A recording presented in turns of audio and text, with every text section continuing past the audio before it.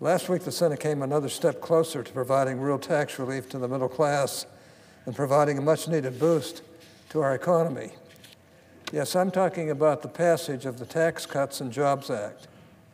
That bill was years in the making. As my chief legislative focus for many years, tax reform was not some off-the-cuff effort. No, we have been researching, holding dozens of hearings, commissioning bipartisan working groups, and working with our friends on the other side of the aisle. And I might say on the other side of the Capitol and down the street at the White House for some time now. This bill is going to put another $2,200 in the pockets of the average American family. This bill is going to boost the economy, it's going to grow jobs, and finally help end the wage stagnation we've been faced with for years.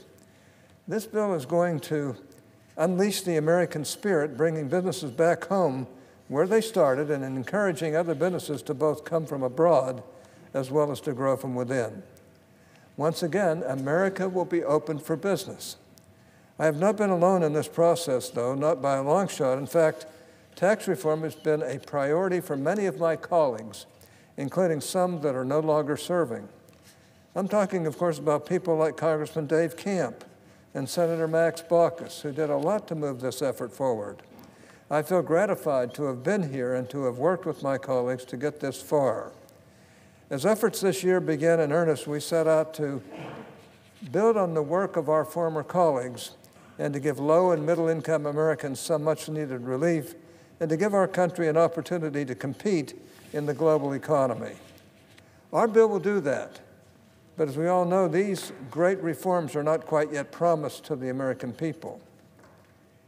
There is still work to do as we work to iron out our differences with the House and make sure that every section of this bill is ready to be eased into law or passed into law. That said, I think we deserve to celebrate a little bit and, more importantly, to thank everyone for their work to get us to this point. So many people, both in and out of Congress, have worked hard to get us this far, and I want to express my appreciation for their efforts. Of course, I can't thank everyone in a single floor speech, but I do want to thank some who may be within earshot of this chamber. First and foremost, I need to thank Secretary Mnuchin and Director Cohn for their commitment to this effort and their help in getting it done. It is good to finally have an administration that is willing to lead out on tax reform. I also want to thank the distinguished majority leader who also did so much to secure the details of the bill and shepherd it through the Senate. Furthermore, I want to thank Chairman Brady in the House and Speaker Ryan over in the House of Representatives as well. They too have been great partners and leaders in this endeavor. I also need to thank the staff from the Leader's Office, including Sharon Soderstrom, Brendan Dunn, Antonia Ferrier, Hazen Marshall, Erica Suarez, Terry Van Doren, Dawn Stewart, and Jane Lee. And of course, I want to thank the members of the Senate Finance Committee who put in countless days, weeks, and months in preparing this legislation and helping to get it passed. All of our majority members contributed greatly to this process, and I am most grateful.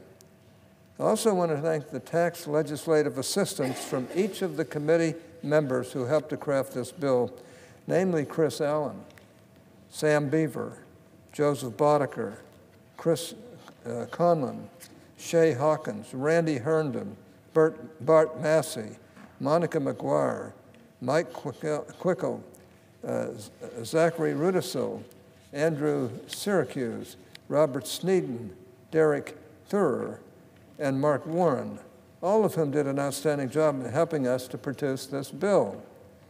I also want to thank the committee's legislative director, Charles Koger, directors, I should say, Charles Koger, Ken Flans, Chris Gillot, Brad Grants, Amber Kirchhofer, Kirk Kavarik, and Jessica McBride, Sarah Paul, Landon Stropko, Jay Suleiman, Stephen Towsend, Pam Thiessen, and Christopher Toppings.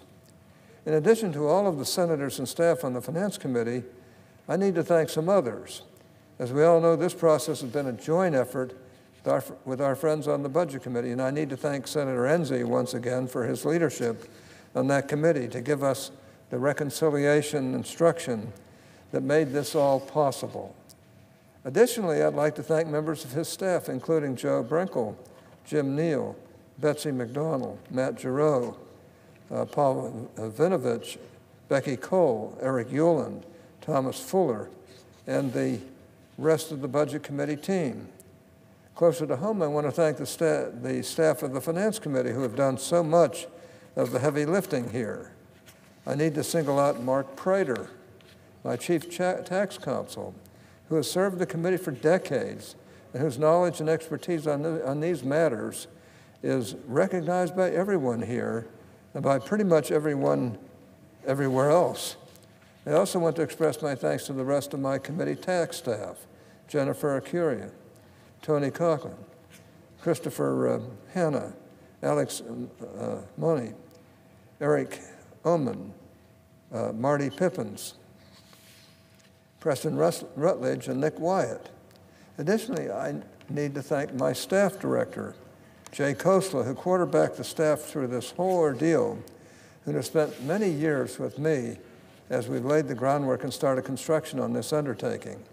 I want to thank the other members of my senior team as well, including Matt Hoffman, Jeff Race, Julia Lawless, Jennifer Koskowski, Chris Armstrong, and Brian Hickman.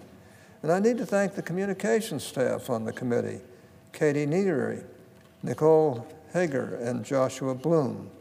I also need to thank a couple of former staff members, Chris Campbell, my former staff director, who worked for years on this effort, and while he's now at Treasury, I'm sure he's celebrating right now along with us. I'd also like to give a thank you to Jim Lyons, my tax counsel, who unfortunately passed away a little over a year ago. He contributed greatly to this effort for a number of years, and his steady presence has definitely been missed. Other bodies deserve our thanks as well. Tom Barthold and his team at the Joint Committee on Taxation made themselves available at all hours to help us get this bill written and ready to pass, as did the staff at the Legislative Counsel's Office led by Mark McGonigal and Jim Franson, as well as those who work with Elizabeth McDonough in the Parliamentarian's Office. I'm so grateful to all of you for your sacrifices and talents that have allowed us to craft this impressive package. Unfortunately, though, there are too many people to thank in a single floor speech, so please let me express my gratitude to the countless individuals who have helped in this endeavor over the years. This would not have been possible without you. Before I'd close, I'd like to reiterate that we're not yet there, though. I know that I will not rest and that I can count on the rest of you to keep going until we've got this over the finish line. We are so close to finally giving the American people the tax code and, in turn, the economic growth not only they, but their children and grandchildren deserve. It is my solemn commitment to keep working and get this done for all of us. And with that, Mr. President, I yield the floor.